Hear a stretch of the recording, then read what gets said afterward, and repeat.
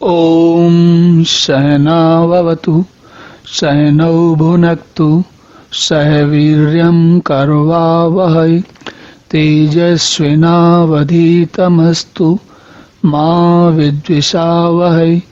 ओम शांति शांति शांति। हरि ओम। तो भगवान अब आगे कहते हैं, अनादित्वात् निर्गुणत्वात् परमात्मा अयम अव्यय शरीरस्थ अपि कौन्तेय न करोति न लिप्यते। तो अनादि होने के गुण से और निर्गुण होने के गुण से, इन दोनों गुणों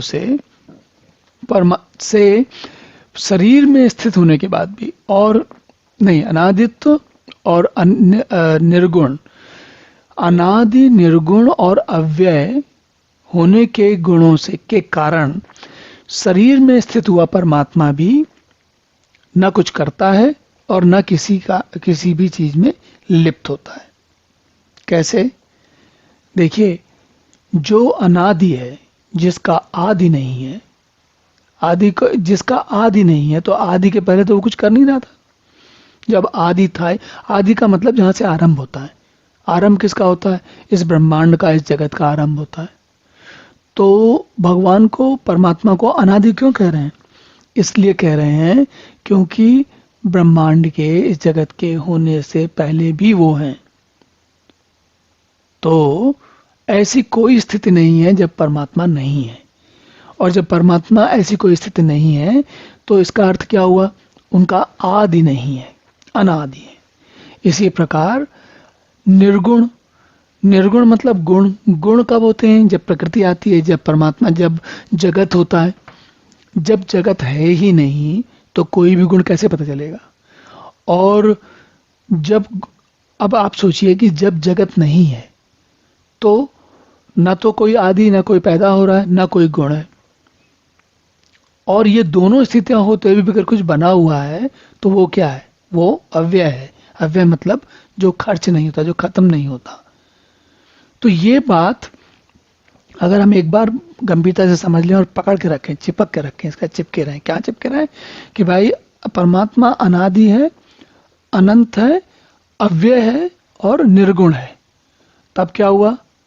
सोच कर देखिए कि जब कुछ करने को नहीं है तब भी जो है, तो उसका करने से तो कोई लेना देना है नहीं। और जब करने से ही लेना देना नहीं है तो फिर लिप्सा किस बात की? लिप्सा मतलब जो लालच होता है ना, कि हमारा ये हो जाए, हमारा वो हो जाए। वो लालच कहाँ से होगा? उस लालच के होने का कोई कारण ही नहीं है। और जब लालच के हो, तो ये सारी स्थितियां, लिप्सा या करना, कर्म, ये कब स्थिति उत्पन्न होती है? जब हम जगत में जन्म लिए होते हैं। जन्म के साथ पहले जन्म होता है, फिर कुछ करना होता है, और करने में या ना करने में लिप्सा होती है। तो ये लिप्सा जो है बहुत बाद की स्थिति है। उसके तो बहुत पहले क्या है? पहले होना तो चाहिए, कुछ और तो करना चाहिए, और उस कुछ करने के लिए पहले उसके पहले शरीर होना चाहिए। लेकिन ये तो भगवान तो कह रहे हैं कि परमात्मा तो अनादि है और निर्गुण है और अव्यय है। तो जो अनादि निर्गुण अव्यय परमात्मा है, वो कुछ, सब कुछ करते हुए भी लिप्त कैसे होगा?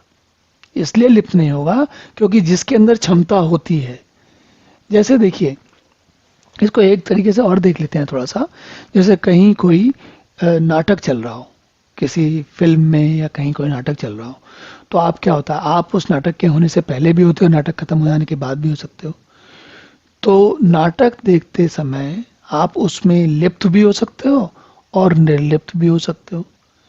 लिप्त कौन होता है? जो नाटक के में ये भूल जाता है कि ये नाटक है, नाटक में खो जाता है। लेकिन जो नाटक में नहीं खोता वो तो लिप्त नहीं होता। तो इसी प्रकार परमात्मा भी लिप्त नहीं होता, न करता है और न लिप्त होता है। चलिए अब अगला श्लोक देखते हैं। ओम पूर्णमदः पूर्णमिदं पूर्णात् पूर्णमुदच्यते पूर्णस्य पूर्णमादाय पूर्णमेवावशिष्यते। ओम शांति शांति शांति।